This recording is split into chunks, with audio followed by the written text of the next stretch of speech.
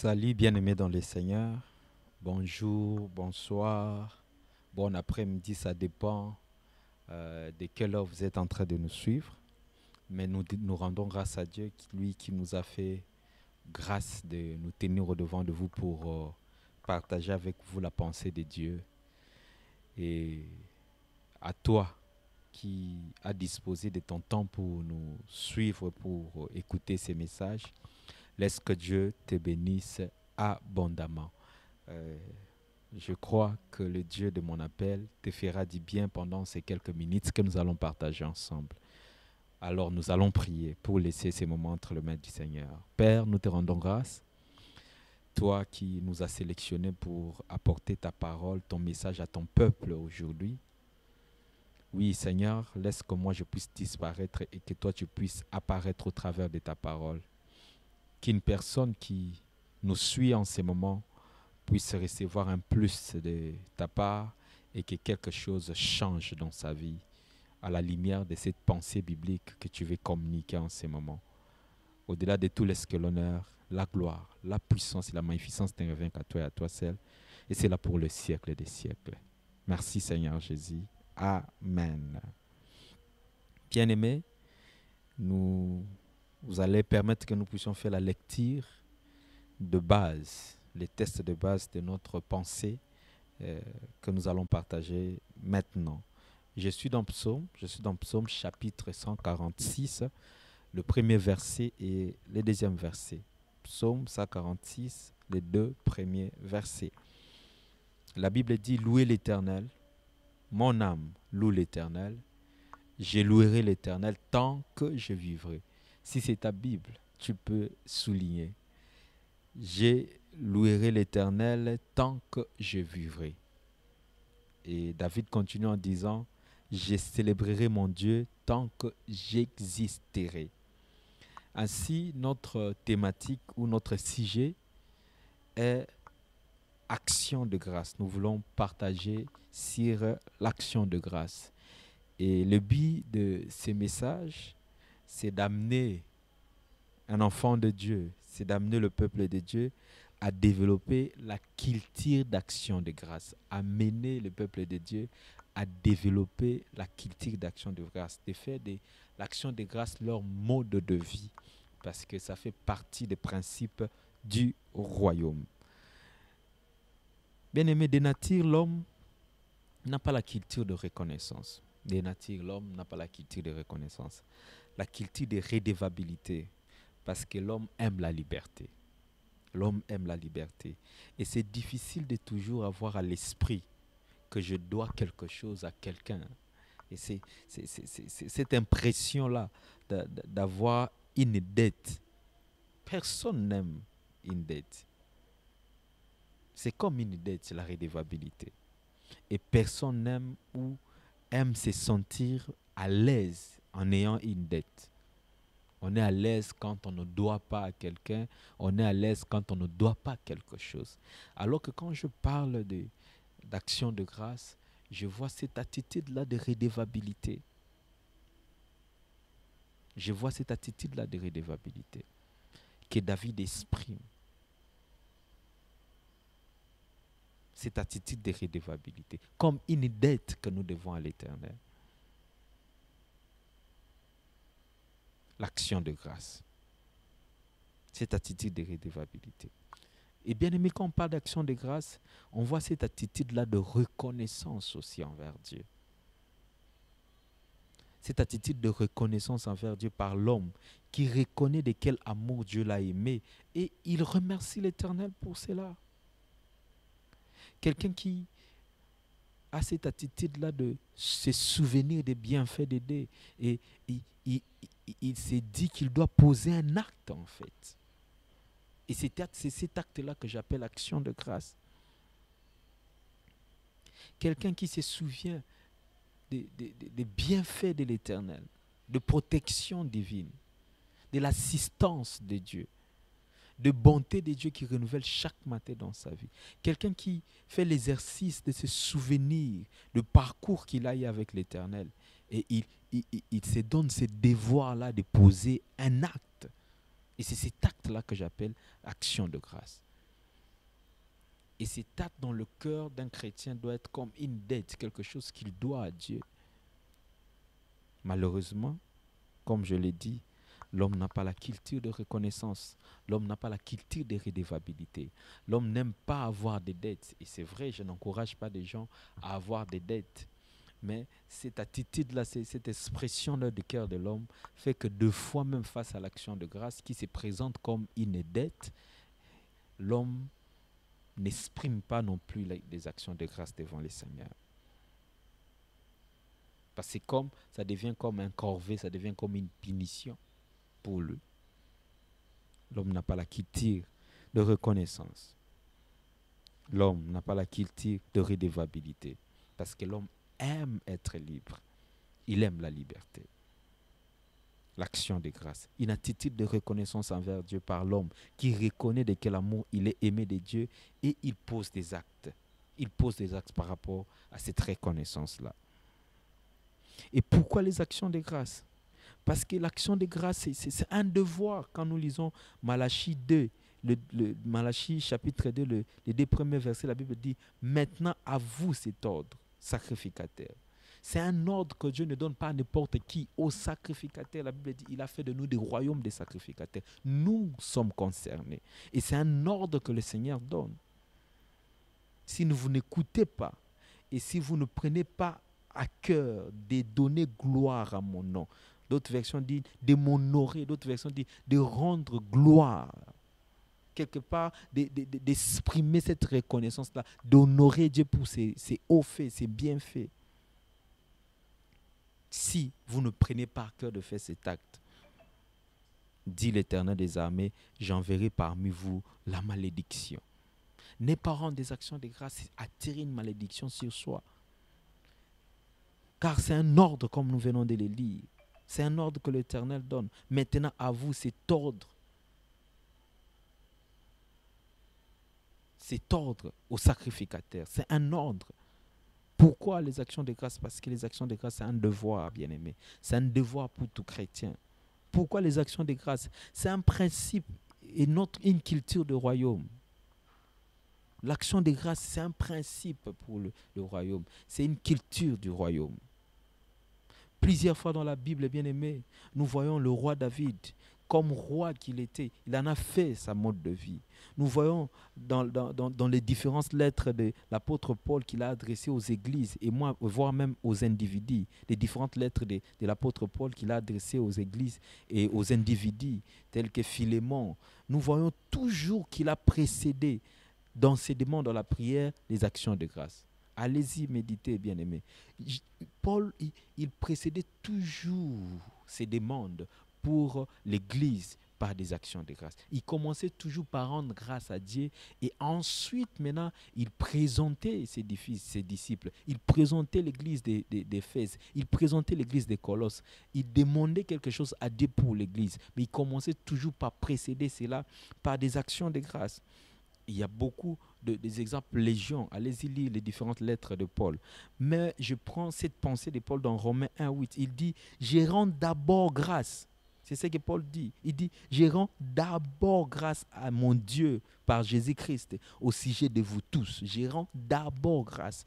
Donc, il ne le faisait pas au hasard. C'était dans sa culture de rendre d'abord grâce à Dieu pour l'Église, pour Philémon.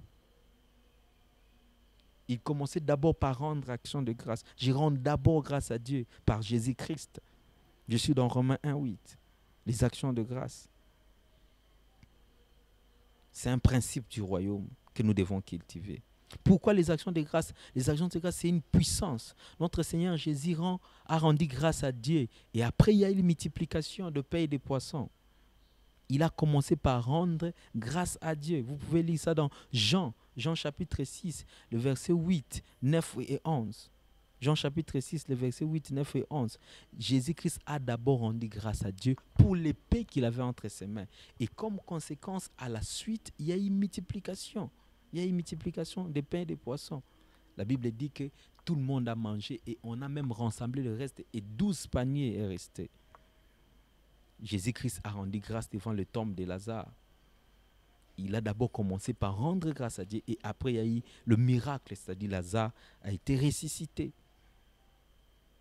Jean 11, 40. Ils ôtèrent donc la pierre et Jésus leva les yeux en haut et dit, Père, je rends grâce de ce que tu m'as toujours exaucé. Et au verset 43, ayant dit cela, il cria d'une voix forte, Lazare, sors. Et Lazare est sorti de la tombe.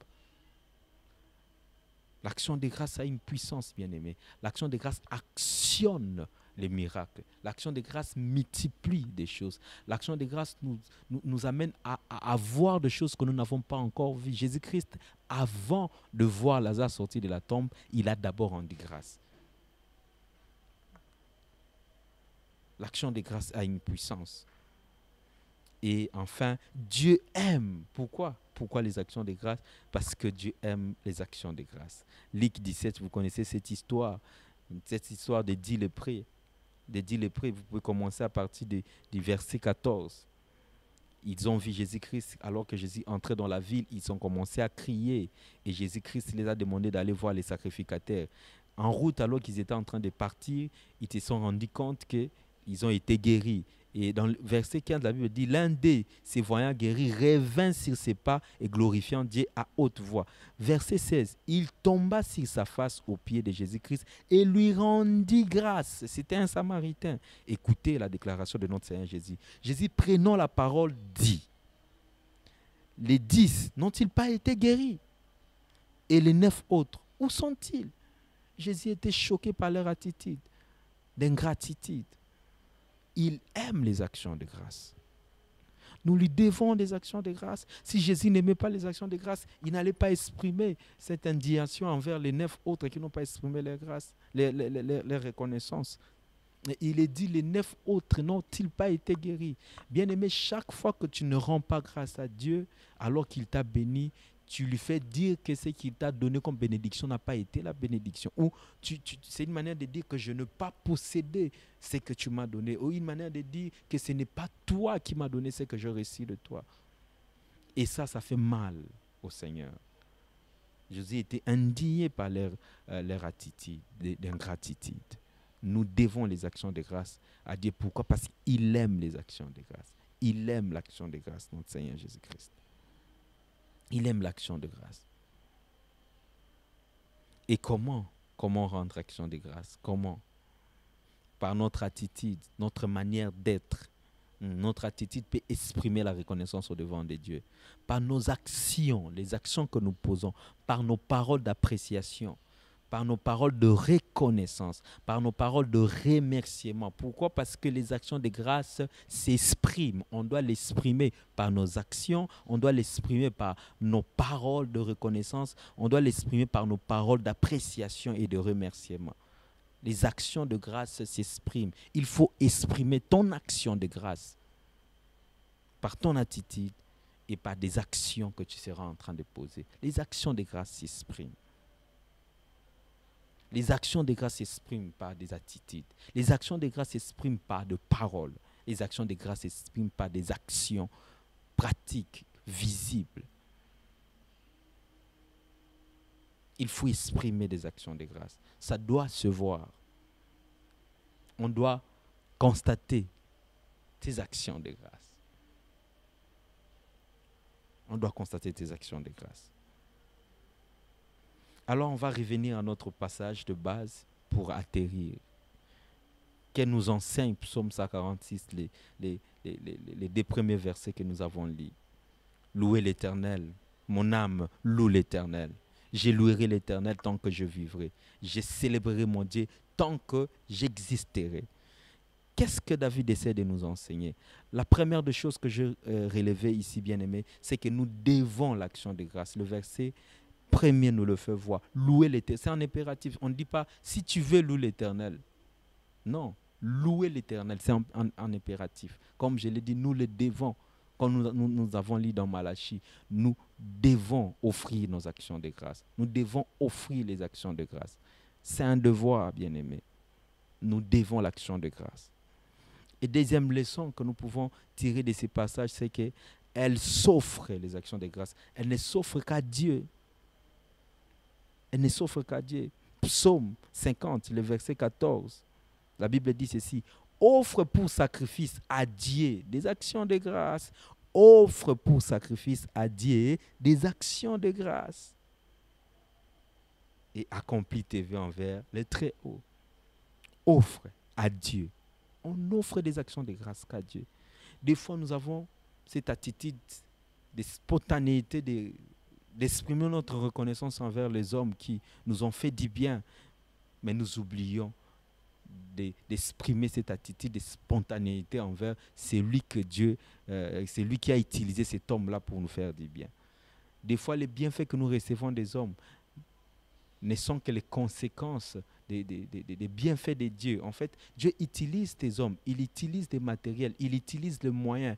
Et nous sommes prêts à exprimer notre reconnaissance envers le moyen, le matériel que Dieu a utilisé, mais nous n'avons pas cette attitude de spontanéité à exprimer notre reconnaissance envers celui qui a utilisé ces moyens-là. Elle s'offre à Dieu, les actions de grâce. Alors, il faut offrir tes actions de grâce à Dieu. Psaume 50, le verset 14 que nous venons de lire. Offre pour sacrifice à Dieu. Offre pour sacrifice à Dieu des actions de grâce. Des actions de grâce. Des actions de grâce. Qu'elle nous enseigne encore ces passages que nous venons de lire, notre passage de base. Elle est une disposition personnelle de cœur et de l'âme. Louer l'Éternel, mon âme loue l'Éternel.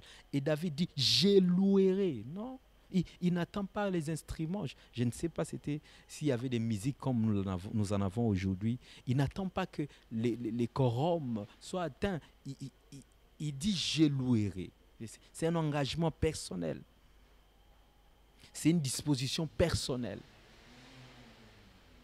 Des fois, aujourd'hui, on a la culture d'attendre la motivation d'un modérateur, la motivation des instruments pour louer Dieu, pour exprimer notre reconnaissance envers Dieu. Si nous en faisons notre culture, bien-aimés, partout où nous serons, dans l'avion, dans les taxis, en voyage, dans un hôtel, on va exprimer notre reconnaissance à Dieu. On va exprimer des actions de grâce à Dieu. Alors, il faut prendre cet engagement comme un engagement personnel. Je louerai l'Éternel. Je louerai l'Éternel. Elle est une disposition personnelle du cœur et de l'âme. Un engagement personnel. D'abord personnel. Enfin, bien-aimé, j'ai noté cette vérité que j'ai tirée dans ces passages.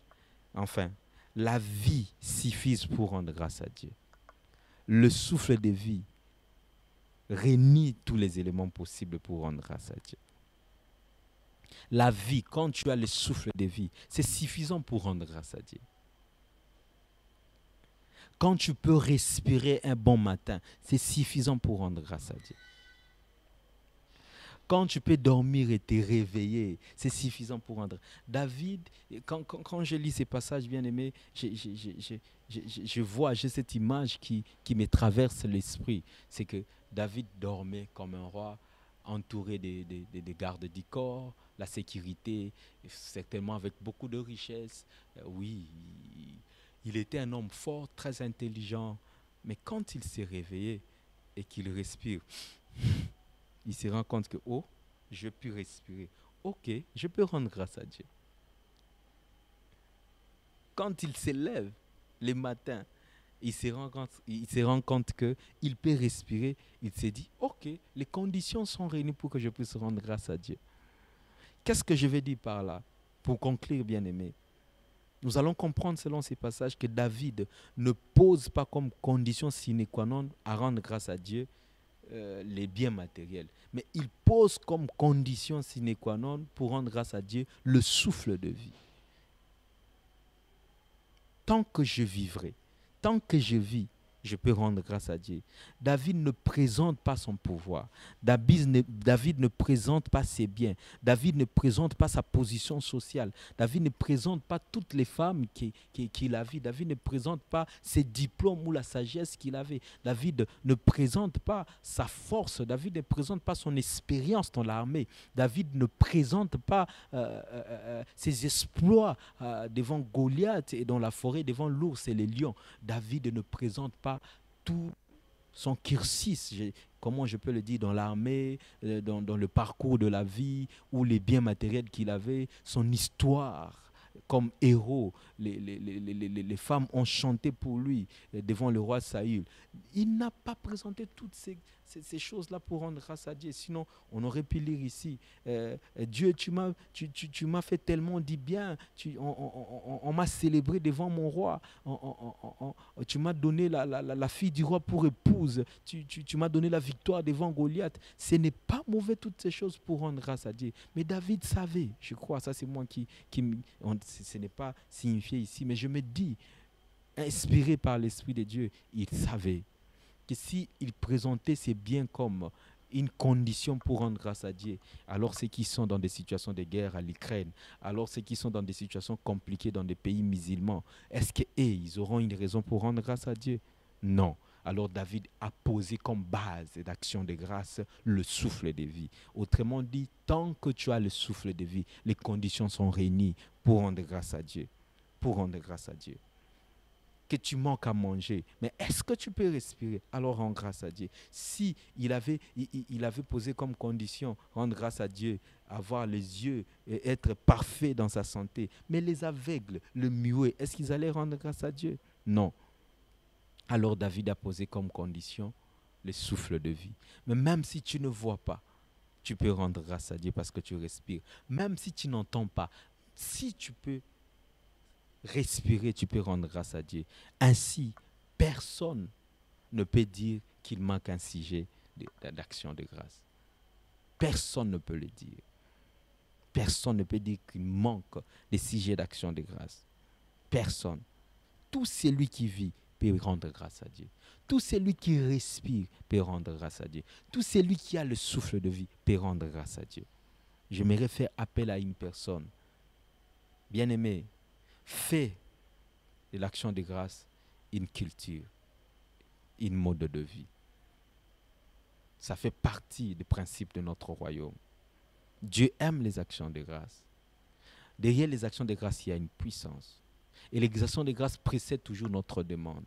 Bien-aimé, même si tu n'as pas tout ce que tu veux, comme notre Seigneur Jésus-Christ, même ses disciples se sont dit, qu'est-ce qu'on va faire avec ces quelques poissons et pains que nous avons entre nos mains? Lui, il a rendu grâce à Dieu et le pain s'est multiplié. Tu as demandé à Dieu quelque chose. Il ne t'a pas donné tout ce que tu attendais de lui.